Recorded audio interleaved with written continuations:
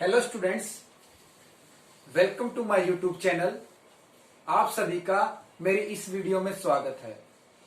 I hope कि आप सभी घर पे अच्छे से होंगे और स्टडी कर रहे होंगे। जैसे कि हमने अकाउंट की अब सीरीज चला चुके हैं, एक एक टॉपिक को कवर कर रहे हैं। जो बच्चा न्यूमेरिकल नहीं करना चाहता वो इन थ्योरी को 1% ना छोड़े, क्योंकि थ्योरी चैप्टर में एक ही 2 पेज होती है, उसको कवर करना ही करना होता है। जैसा कि लास्ट वीडियो में हमने class +2 commerce subject account topic हमारा अकाउंटिंग पार्टनरशिप फ्रॉम फंडामेंटल्स के 2 पार्ट अपलोड कर चुके हैं।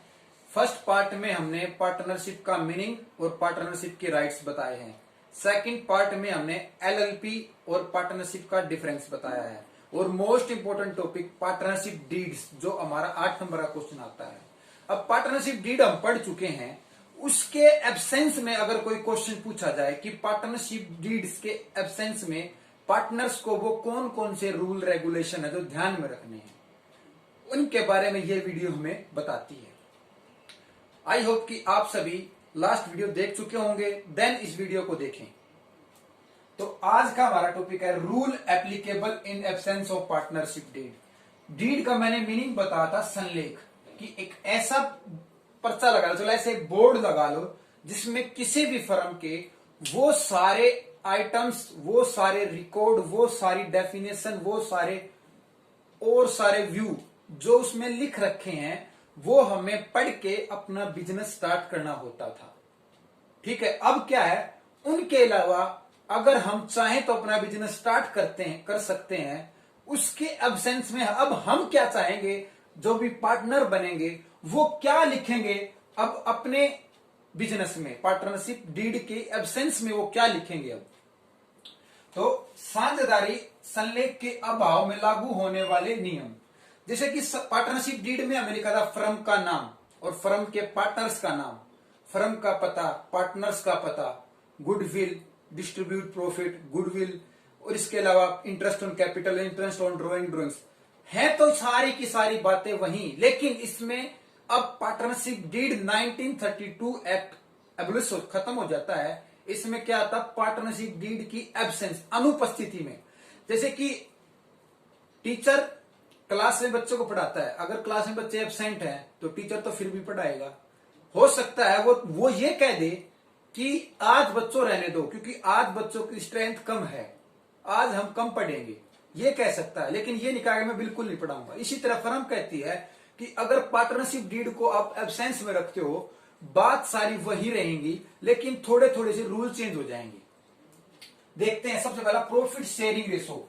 उसमें प्रॉफिट शेयरिंग रेशो क्या था, जो पार्टनर जितनी कैपिटल लाया है और जितना भी उस डीड में मेंशन है कि 2-1 लेगा या फिर 3-1 लेगा या फिर 4-1 लेगा, ऐसा कुछ था पार्टनरशिप डीड में। लेकिन इसके अपोजिट है, इसमें क्या है कि पार्टनर्स कितनी भी कैपिटल लाता है, A B C, 2 lakh, 3 lakh, 4 lakh capital लाए, लेकिन उनको प्रॉफिट बटेगा इक्वल, समान बटेगा। यही पार्टनरशिप डीड एब्सेंस कहती है। पहला पॉइंट हमारा क्लियर है। सेकंड पॉइंट क्या है, interest on capital.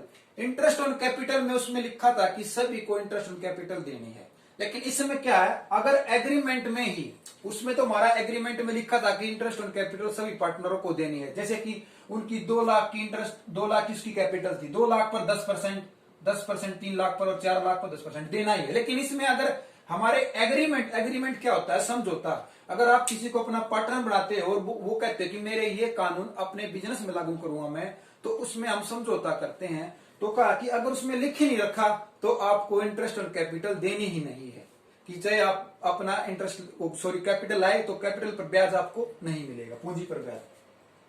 Partnership not distribute interest on capital, कि साझेदार को पूंजी पर ब्याज नहीं दिया जाएगा। अगर देखा जाए तो हमारे पार्टनरशिप डीड में मेंशन था, तो हमने इंटरेस्ट ऑन कैपिटल पार्टनरों को देनी ही देनी है। प्रॉफिट के टाइम, लॉस के टाइम इंटरेस्ट ऑन कैपिटल नहीं देनी है। थर्ड हमारा इंटरेस्ट ऑन ड्राइंग। ड्राइंग्स मैंने बताया था, जब भी कोई पार्टनर प्राइवेट काम के लिए कोई चीज नहीं, पैसे निकाल लेता है बिजनेस से, तो वो ड्राइंग कहलाती है। अब उस ड्राइंग्स पर ब्याज देना है या नहीं देना, ये भी देखते हैं। आहरण पर ब्याज, firm not distribute interest, firm आहरण पर ब्याज नहीं देगी। फर्म ने यह भी कह दिया कि पार्टनरशिप डीड में तो कहा था कि जो फर्म है वो पार्टनर को आहरण पर ब्याज देगी, लेकिन पार्टनरशिप डीड एब्सेंस ये कहती है कि हम आहरण पर ब्याज नहीं देंगे। यानी अगर आप प्राइवेट काम के लिए बिजनेस से पैसे निकालते हो या फिर आपको वो अब आहरण देने की, इंटरेस्ट देने की जरूरत नहीं है। सैलरी इन ए पार्टनर, अब देखा जाए तो पार्टनरशिप डीड में क्लियर मेंशन था सभी पार्टनरों को फर्म सैलरी देगी, लेकिन इसमें लिखा है कि फर्म किसी भी पार्टनर को कोई भी सैलरी नहीं देगी, क्योंकि बिजनेस में वो अपना काम कर रहा है, उसको कोई सैलरी नहीं मिलेगी। फर्म कार्य के लिए साझेदार को कोई वेतन नहीं देगी। फिफ्थ पॉइंट हमारा interest on loan. Interest on loan 6% की हमने मेंशन कर रखा है इसमें कि 6% इंटरेस्ट ऑन लोन पार्टनर्स को देना है कि जिससे हमने पैसे उधार लिए हैं। और any partner paid loan by firm paid by interest by loan 6%, कि 6% की दर से फर्म कोई भी साझेदार का ऋण देता है तो उसको ब्याज पाने का अधिकार है। ये पार्टनरशिप डीड एब्सेंस भी कहती है और हमारी पार्टनरशिप डीड भी कहती है। एडमिशन ऑफ न्यू पार्टनर के एडमिशन तब होगा जब सारे के सारे पार्टनर ए बी सी या जी डी जो भी हैं वो सभी सहमत है, तभी नए पार्टनर को बुलाया जाएगा और बिजनेस में शामिल किया जाएगा। Every partner work activity participation, अगर कोई भी बिजनेस में काम हो रहा है, संचालन हो रहा है, तो प्रत्येक साझेदार जाकर उसमें अपना भाग ले सकता है। कैसे कि जैसे कि अगर जूतों का काम चल रहा है तो कह दे चलो भाई मुझे दिखाओ सारी चीजें कैसे कर रहे हो, उठाकर देखे कि हाँ बहुत अच्छे से काम कर रहा है, तो अपना भाग पार्टिसिपेशन कर रहा है। और लास्ट है every partner editing books investigation any time, किसी भी समय कोई भी पार्टनर बुक में लिखी सभी रिकॉर्डों को जांच कर सकता है, ये उसका अधिकार है। ये 8 पॉइंट हैं। 4 नंबर का क्वेश्चन हमारा पूछा जाता है इससे, मोस्ट इंपोर्टेंट 4 मार्क्स का, कि आप सभी इसको छोड़ना नहीं है। और कुछ भी बात नहीं, अगर पार्टनरशिप डीड आपको पता है ना, बातें सारी वही हैं लेकिन थोड़ा थोड़ा सा चेंज है।